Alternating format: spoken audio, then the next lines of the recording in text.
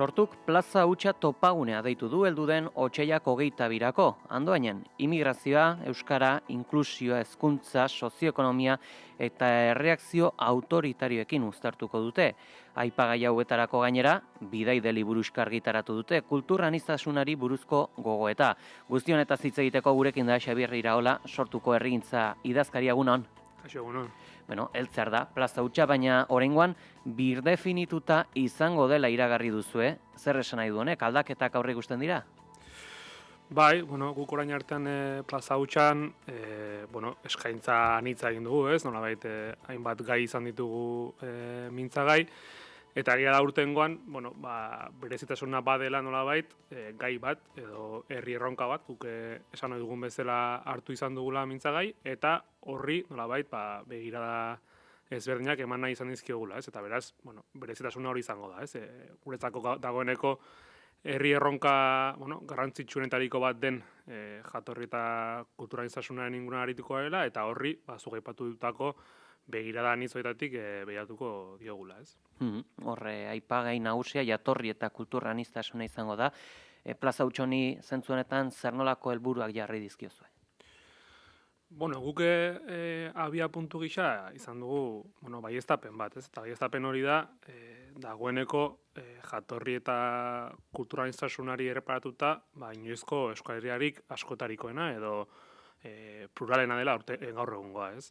Eta zentzu horretan, Euskal Herria goiti bera zeharkatzen duen errealitate bat dela, eta ondorioz gure ikuspegitik, Euskal Herriaren eraikuntza eta eraldaketa prozesuak ere, nahita ez, goiti bera zeharkatu beharko dituela, ez? Nola esateagatik ez dela gai sektorial bat, edo ez dela soilik eremu bati eragiten dion gai bat, baizik eta gure herriaren eraikuntza prozesu edo eremu guztiak, ez? Aipatu dituzun horiek, ez? Euskararen eremua, edo hezkuntzaren eremua, edo lan munduarena, edo udalgintza eta instituzio gintzarena, edo komunitate gintzarena oro har, nolabait zeharkatzen dituen gai bat edo dela, eta zentzu horretan, helburu hori jarri dio gure buruari, ez? Nola egiten dugun, gure komunitateak ere barneratu dezan horixe bera, ez? Badela dagoeneko gure bizitza eta gure militantzia politiko osoa zeharkatzen duen zerbait, eta ondorioz eremu horietariko bakoitzetik, edo eremu horietariko bakoitzean begira horren arabera jardutea izan behar dela nolabait egin behar dugun jauzia, eta eremu horietariko bakoitzean gai honen perspektibatik ere begiratu behar diogula eremu konkretu horri, eta saiatu behar gela, edo helburua beharko luke izatea, nolabait praktika politikoa ere bustitzea edo zeharkatzea gai honek ere, ez? Itzuliare eman diezaiokegu aipagaiari, jatorri eta kultura aniztasunak nola ikusten duen Sortu, honen inguruan ere zein da ustea? Galdera zaila, ez dakit, ez? Guk, aipatu duzun bidaide liburuxka hori egiteko, prozesu kolektibo bat egin dugu, eta prozesu kolektibo horretan, hainbat militante eta kidek parte hartu dute, eta tartean, egon dira, jatorri eta besteako jatorri eta kultura batzuk dituzten herritarrak ere, ez? Eta zentzu horretan, guk uste dugu, guk haiek edo haiek gu nola begiratzen gaituzten baino, edo haiek eta gu bat nolabait sortu baino, egin nahi izan duguna da gu berri bat eraikitzen hasi, ez? Eta elkarrekin perspektiba berritu bat eraikitzen hasi, ez? Zalantzarik gabe gai konplexua da, nolabait askotariko ikuspegiak nahasten direnak, baina uste dugu hori dela zuzen ere erronka, bai etxe barrutik hasita, baina baita ere herri gisa, ez? Daukagun aniztasun guzti hori kontuan izan da, nola egiten dugun herri proiektu bateratu bat ere elkarrekin eraikitzeko, ez? Eta beraz, gu saiatu prozesu guzti honetan, gure aldetxoa jarri dugu, edo lehenengo kimu bat jarri dugu, ez ere horretarako, ez? Herri gisa egin behar dugun ariketa handi horri gure ekarpena egiteko, ez? Horre, zehazki, bidaide liburuxka galdera klasiko bati, heldu dio lehenik eta behin, zer da Euskal Herritarra izatea, zein da honen erantzuna, Xabir? Ezker Abertzaleak badu, ez? Horretan, historia luzea, edo badu nahi bada esaldi historiko bat, ez? Eta da, Euskal Herrian lan eta bizi den oro Euskal Herritarra da, ez? Esaldi hori, eta beraz, horrek nolabait herritartasunaren inguruko kontzepzio garaian berritu bat ekarri zuen, ez? Eta zentzorretan, borrokara edo borroka askatzaile batera batzeko bidea eman zien garaian asko eta askori, ez? Eta uste dugu, olako nolabait, ataka baten edo olako bidegurutze berri baten erdian gaudela momentu honetan, ez? Eta hori, orduan, pixkat egin nahi izan duguna izan da, hori berritu, ez? Esan, gure ustez ere Euskal Herrian eta bizi den oro Euskal Herritarra da, gaur egun realitate askoz ere anitzagoa da, baina begirada hortatik entzun behar diogu gaiari, ez? Guk sarri asko eztabaida honi begiratzen diogunean, sumatzen dugu eztabaida publikoan, bai, komunikabideetan, baina baita ere jendartean ere, gaiari begiratzen diogunean, sarri gure ustez oinarri izan barko lirateken bi ikuspegietako bat alboratzen dela, ez? Eta azaltzen naiz.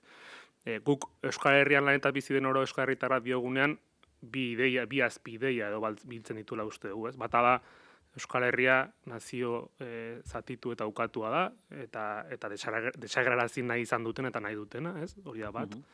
Eta bigarrena da, herritar guztiok eskubide eta bete behar berdinak ditu, ez? Bi adierazpen horiek, ez? Eta esaten duen ezan, pixka bat hori, ez? Sumatzen dugula askotan, eztabaida publikora goazenean, badaudela diskurso batzuk, nolabait, Euskal nazioaren eta Euskal kulturaren biziraupenaren izenean, persona guztiok eskubide eta bete berdina ditugunaren ideia hori, ez da alboratu, baina igual gutxi egiten dutenak, baina aldi berean ere badaudela diskurso batzuk eta sarri askotan ezkerretik, zoritxarrez, nolabait eskubideen aldarrikapen bat egiten duena, baina eskubide horien artean hizkuntzarena, kulturarena eta gure nazioaren eskubideak ere alboratzen dituena, ez? Zentzu horretan, okerez banago isa sare sozialan entzun nuen, irakurri nuen esaldi bat, esaten zuena olako zerbait, ez? Harrera herria izan edo Euskal Herria izan. Aukeratu egin behar dugu, baina ez dira bateragarriak, ez? Olako esaldi bat irakurri nuen, ez? Eta pentsatu nuen, hain zuen ere justu kontrakoa dela.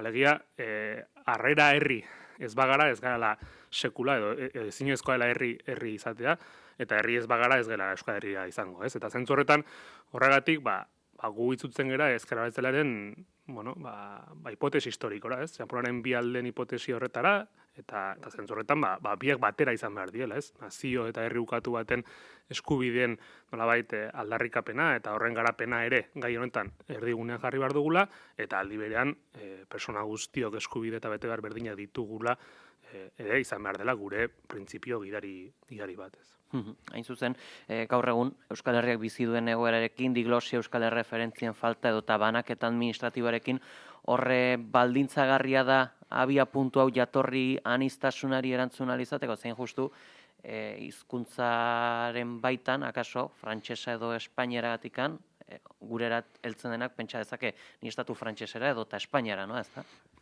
Bai, ziur asko hala da, baina nik uste dut horrek ere fokoa guan jartzen duela, ez? Alegia, zu izan bezala ona datorren horrek, pentsatuko du askotan ez, Frantziara edo Espainiara datorrela, eta gure ardura edo gure egitekoa nolabait, persona horiei guztiei, nolabait, helaraztea ez ez, zu Euskal Herria etorri zera, Euskal Herria, esan bezala bada, herri bat, nazio bat, ukatua, zatitua, gainera ez, hizkuntza eta kultura gutxiagotuak dituena, eta beraz, gure erronka da edo gure ardura da, lehen esan dudan bezala, persona guzti horiek proiektu nazional eta askatzaile batera batzeko estrategiak eta bideak eta diskursoak jorratzen asmatzea, ez.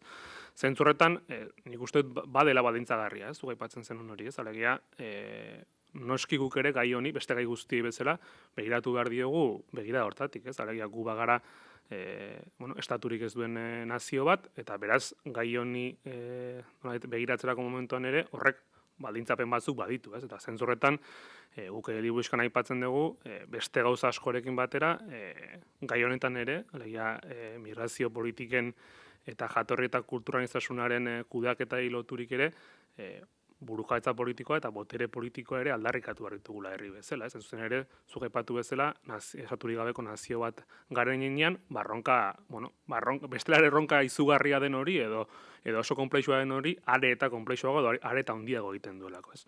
Eta zertarako burujabetza politikoa aldarrikatu, gure ustez batetik harrera herri izateko, edo harrera egiteko baliabide eta baldintza hobeak izateko batetik, Bigarrenik, inklusio sozioekonomikoa bermatzeko, ez? Alegia, persona guztiek eskubide, bete behar eta aukera berdinak izan ditzaten. Eta ondorioz, ez, pobrezia eta bazterketa soziala amaitzeko. Eta hirugarrenik, jatorri eta kulturaniztasuna kudeatzeko eredu propio, demokratiko eta aurrerazale bat garatzeko, ez? Zeina gainera, kontuan izango dituen, aipatzen genuen bezala, gure herriak dituen, edo gure herriak duen realidade propioa, ez? Besteak beste, esan bezala, hizkuntza eta kultura gutxiagotu bat, hezkuntza sistema propio bat, eta noski, eta hemen azpimarra egin nahiko nuke ere, noski, Espainiar eta Frantziar legebiek ez bezala, ikuspegi antirrazista ere izango duen, ez? Gu ere oso kritikoa garelako, gaur egun migrazio politikekin, egiten ari den kudeaketarekin, bai Espainiar eta bai Frantziar estatuetan, ez? Horre, gaur egun, hain zuzen Euskal Herriak bizi duen egoera honetaz gain ere, horren adibidetako bat ere bada, Euskara bideak kanpaina kaleratu dela, jatorri ezberdinetako gurasoak dituzten aurrei Euskara emateko, Euskara emateak berarekin balioak ematea dakartzala nabarmen dute. Ez dakit, nola ikusten zuen formula hau aplikatu daiteke ere esparruan hitzetan ere? Lehen esaten nizun, aipatzen nuen hori da, nire ustez, alegia nola egiten dugun, herritar guztiak, oroar, bai hemen jaioa dienak, zein hemen dikanpo jaioa dien oro, euskararen mundura ekartzeko. Nik uste dut hori dela, nolabait, abertzale garenok edo abertzale eta ezkertier garenok dagoen egiteko. Ez da, zentzu horretan, uste dugu, nolabait, kontuan izan behar dugula zein den gure herriaren realidadea, eta kontuan izan behar ditugula denborak ere. Alegia, ez da berdina, gure herriaren egoera soziolinguistikoa, ez da berdin zait Ondarrura joatea edo Bilbora joatea, ez? Gure hizkuntzare egoera soziolinguistiko oso ezberdinak daude, eta gero denborak ere kontuan izan behar ditugu, guk aztertu dugulako eta ikusten dugulako, eta hau ere maila batean aurreko mendean erdialdean etorritako migrazio fluxuarekin ere pasa zen, eta da, nolabait, etorkin hauetako asko, edo gure herria etorri berrien horietako askok, lehenik eta behin, beraien, edo ez, bizi baldintza duinak izatea dutela nolabait lehen urgentzia, eta beraz horretan jartzen dute arretan, normala den bezala gainera.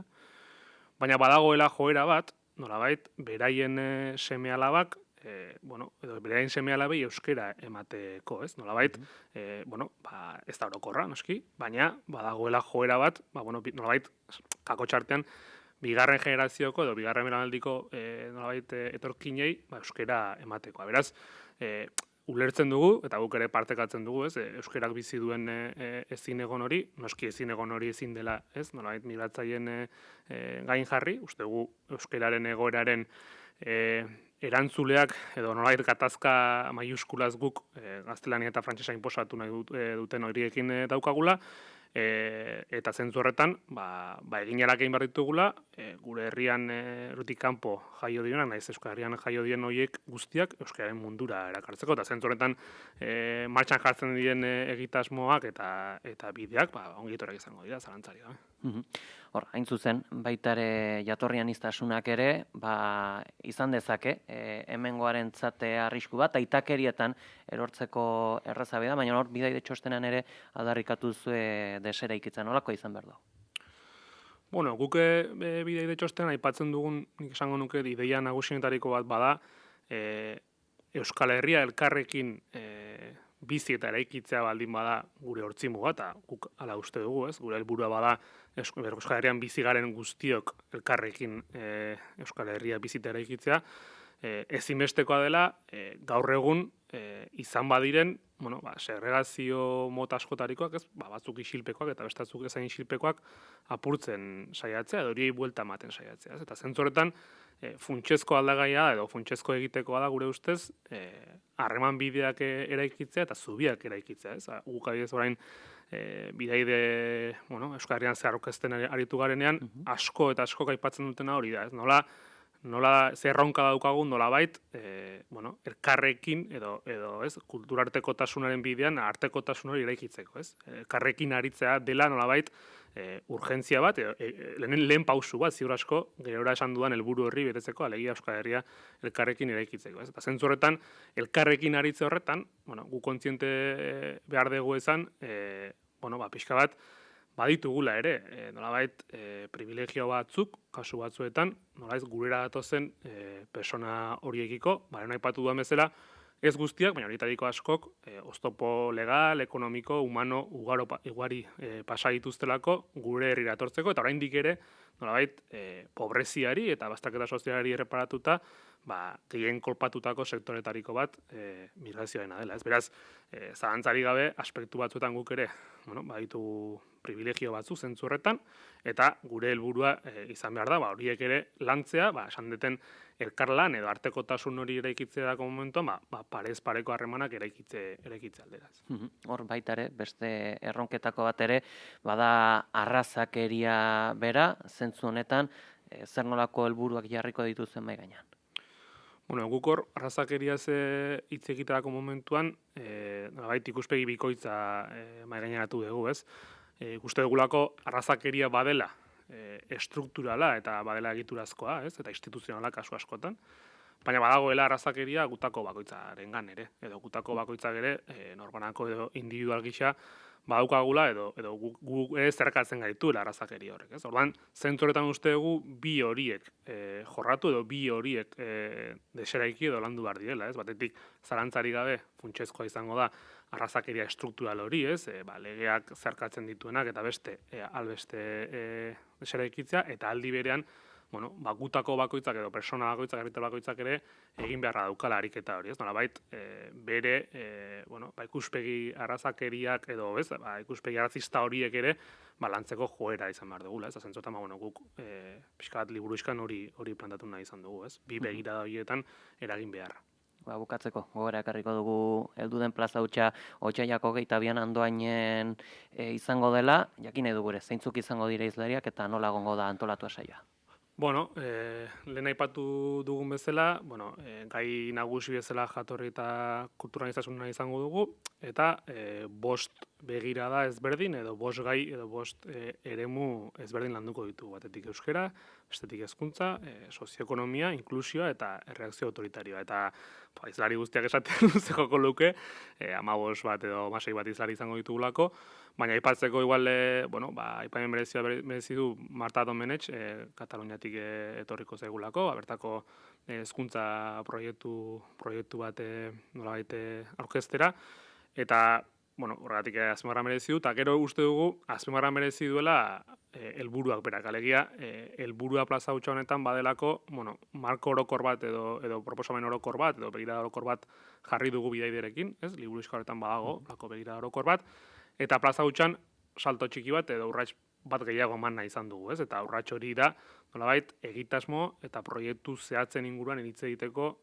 ambizioa dugula, eta proiektu eta egitasmo zehatzak ekarri nahi izan ditugula plaza hutsa honetara, ez? Beraz, askotariko hizlariak izango dira, eta batez ere, nolabait, ja lurreratzeko edo ja praktikan hainbat proposamen mahaigaineratzea izango da gure helburu nagusia. Badio, bera, egitasmo eta proiektu zehatz horietaz, Xabier Iraola, sortuko herrigintza idazkari, eskerrik asko gurean izategatik. Eskerrik asko zuei.